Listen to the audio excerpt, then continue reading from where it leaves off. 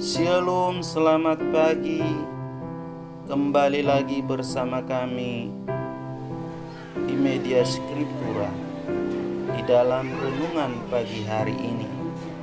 Renungan pagi hari ini terambil dari kitab 2 Korintus 7 ayat 1. Saudara-saudaraku yang kekasih, karena kita sekarang memiliki janji-janji itu, marilah kita menyucikan diri kita dari semua pencemaran jasmani dan rohani, dan dengan demikian menyempurnakan kekudusan kita dalam takut akan Allah.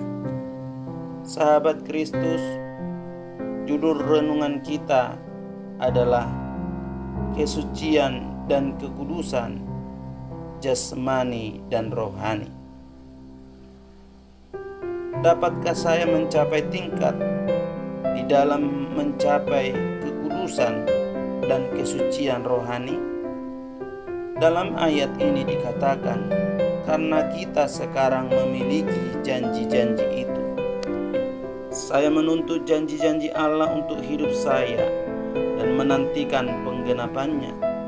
Tetapi itu hanya menunjukkan perspektif atau pandangan manusiawi.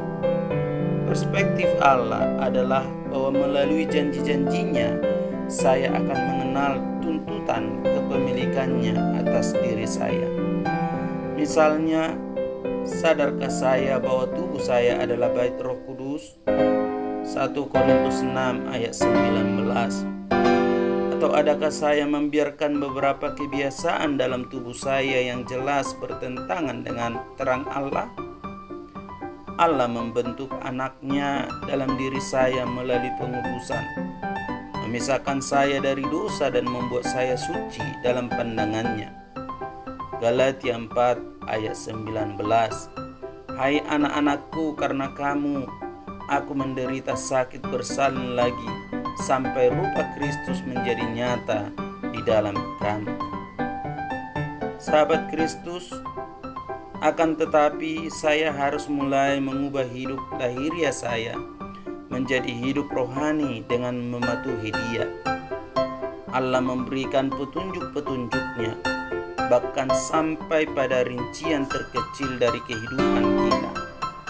Apabila Dia membawa Anda pada keyakinan akan dosa Anda, janganlah minta pertimbangan kepada orang-orang terdekat Anda, melainkan sucikanlah diri Anda dari dosa-dosa tersebut dengan segera. Galatia 1 ayat 16.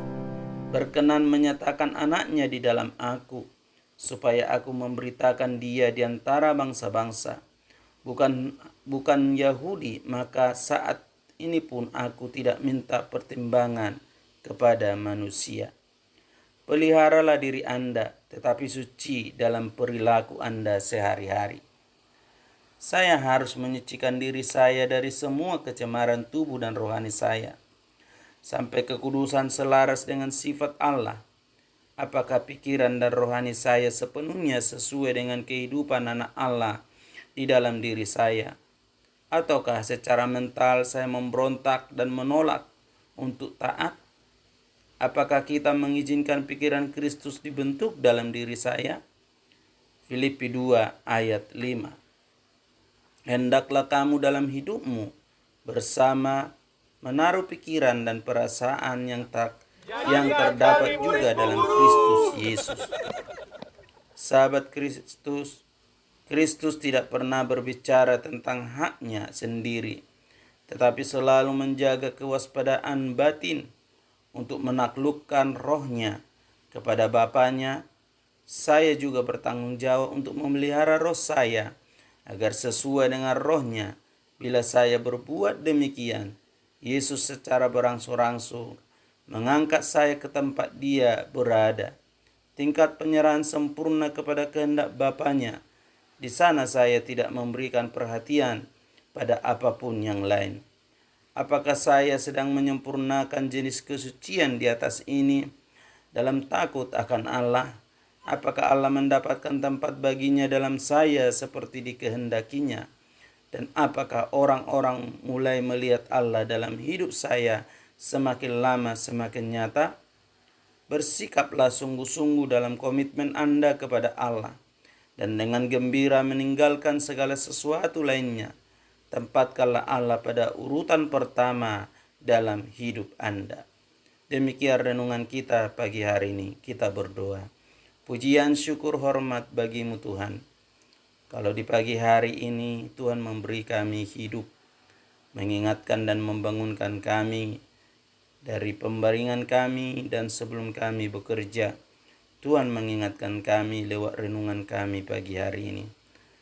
Tuhan, kami sadar betul seringkali kami hanya bisa menuntut janji-janji-Mu digenapi dalam hidup kami.